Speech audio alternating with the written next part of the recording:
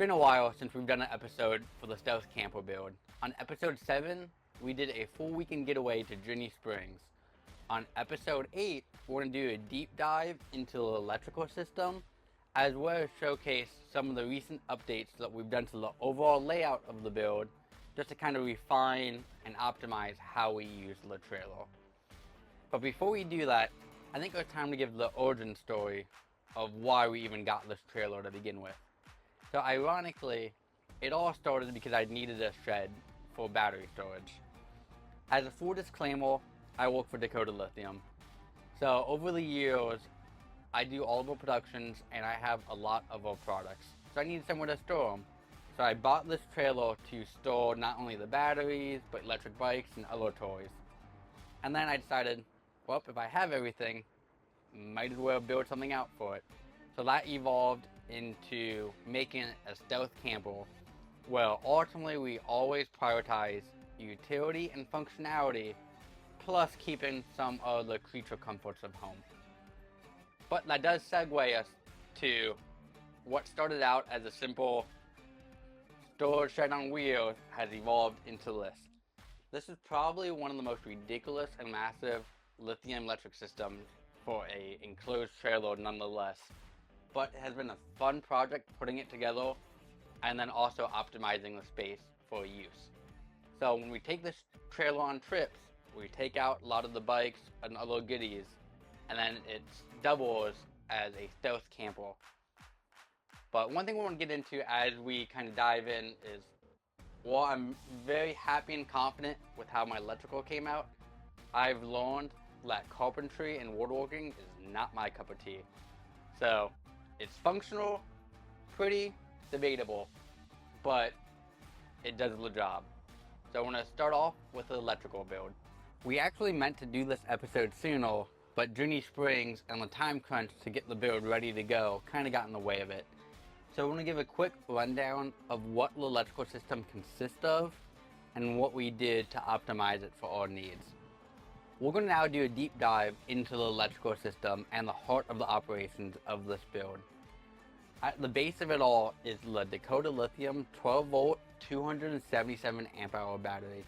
This battery has now been replaced with the new, more energy dense option of the DL Plus 12 volt 320 amp hour battery. So it's constantly fitting more and more power in a small footprint. And then for the inverter side of things, we have opted for the 3000 watt Victron MultiPlus. This inverter is incredible. It provides a sub panel up top, as well as we have 4 plugs inside of this trailer, as well as 1 plug outside. So there's not many things that we need that operates more than 3000 watts, but it's nice to have the juice. And it's also an inverter charger. So we have a 30 amp plug on the outside of the trailer that we can hook up to the house or a RV park should we need it. But that brings us to solar. We have 800 watts of GoPower solar panels up top. So with that, depending on the sunlight in Florida, we see on average 30 to almost 38 amps of constant power. And since the inception of this build, I've actually never had to charge this battery bank, which is pretty impressive. Granted, I don't live out of this full time. We use it from time to time for adventures. So the power draw of what we're using does not deem needing to constantly plug it in. And with that heavy power draw, a lot of our 12 volt appliances, such as the Snowmaster 85 liter cooler, doesn't pull that much juice, or even the recessed lights.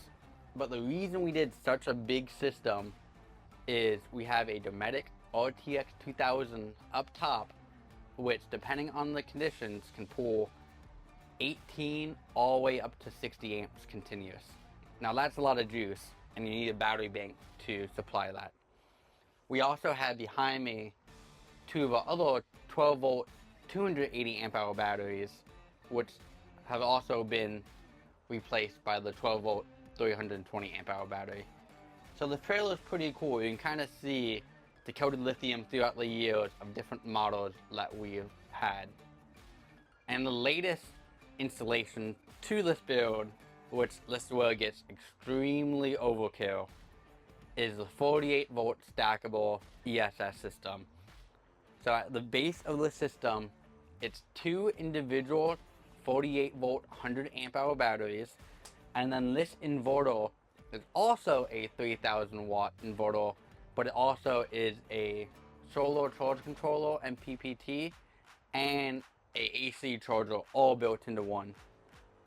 So this combo, I have an additional 30 amp plug inside of the trailer that I can power from the house, as well as if I wanted, I could have more solar panels hooked up to it. I have no solar hooked up to this, and this is simply an auxiliary power unit for the mini split I have up top. In Florida, the Dometic RTX 2000 was kind of struggling to cool this trailer down when we were getting in temps of 90 to 100 degrees. So I installed the mini split up top, and it's been absolutely incredible. One thing to keep in mind with a mini split is it requires you to invert from DC to AC power, which is where the MultiPlus comes into play. But there's the efficiency factor to count, as it takes a little bit more juice to invert. And when the compressor of that mini split kicks on, you're pulling a lot of juice. So overall, that's a 12,000 BTU unit compared to roughly 6,000 to 7,000 BTUs. So it can cool the trailer way faster, but at the cost of way more power. So either system can act as an inverter charger as a pass-through, meaning if you hooked up to shore power, you can power everything without any concerns. But when you're boondocking off the grid, you really have to factor in your consumption versus the amount of solar you're bringing in if you want to have enough juice to last you the full weekend, week, or whatever you're doing. But the coolest thing about this trailer is, outside of it being a completely stealth build, is I have no need to bring a generator with me. Yes, I have a small Ryobi generator, I have also a big 6500 generator, but there's no need to haul that with me, require gas, hear the noise. I can just use all of this power to power any trip that I'm on. One thing to note, outside of the MultiPlus 3000, we also have a Lynx power in and a Lynx distributor bus bar into the system. These two units are essentially a glorified, very fancy bus bar.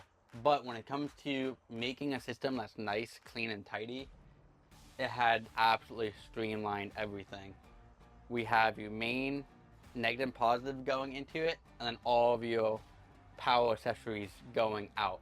Plus, it gives the option that we easily have our battery on-off switch and our Victron smart shunt in line. If we did it a different way of a traditional bus bar, it may not look as pretty as this does. I am no means a professional installer. I just like batteries and wiring things.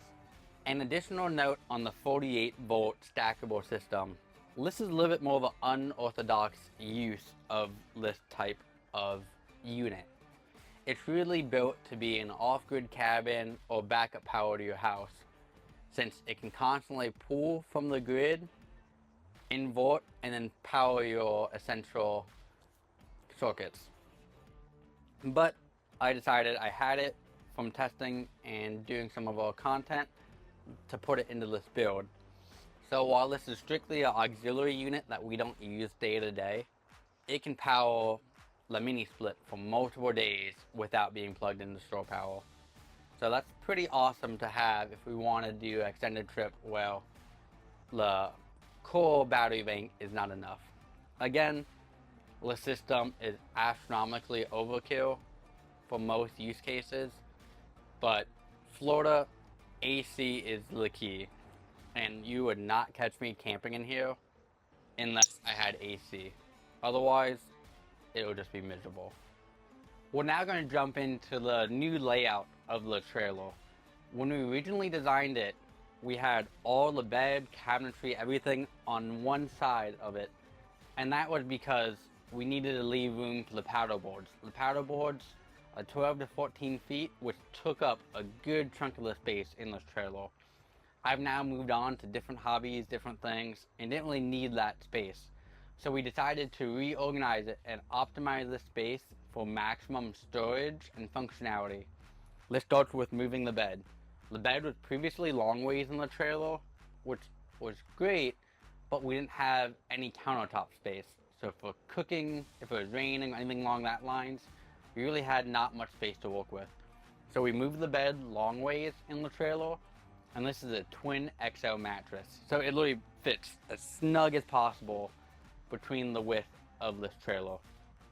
And then next, we built a 70-inch countertop, which is extended by the 85-liter Snowmaster Expedition cooler.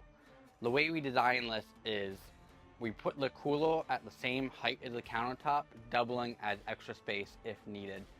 But then on the inside of this space, we also have room for two 27-gallon totes from Home Depot, laid to slide in and out.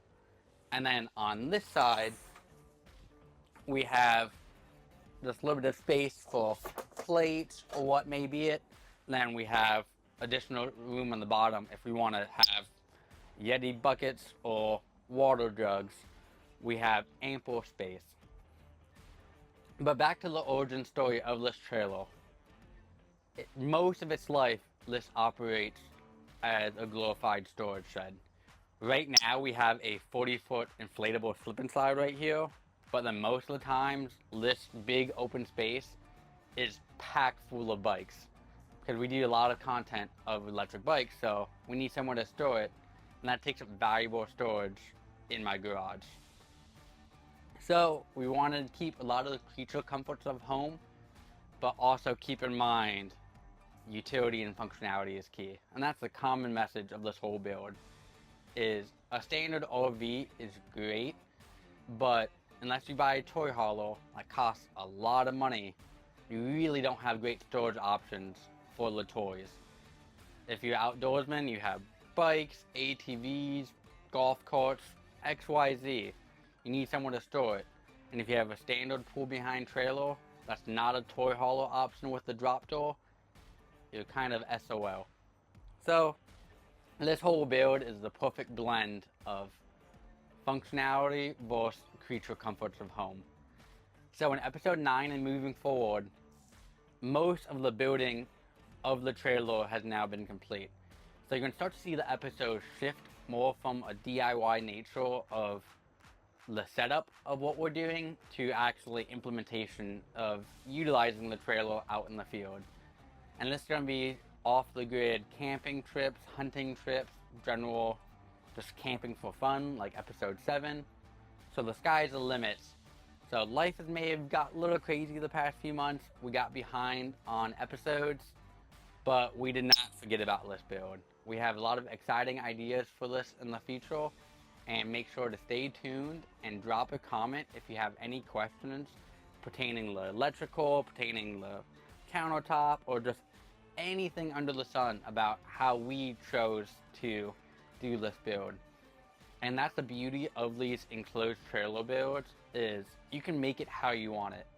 A traditional RV, usually the materials are pretty cheap and crappy, and you're limited to what they want. Which, that works for a lot of people, but if you're DIY inclined, and you have the time, and you want to invest into building it to what your likes and needs are, enclosed trailer build is the way to go. And the last thing I want to touch on is the beauty of enclosed trailer builds.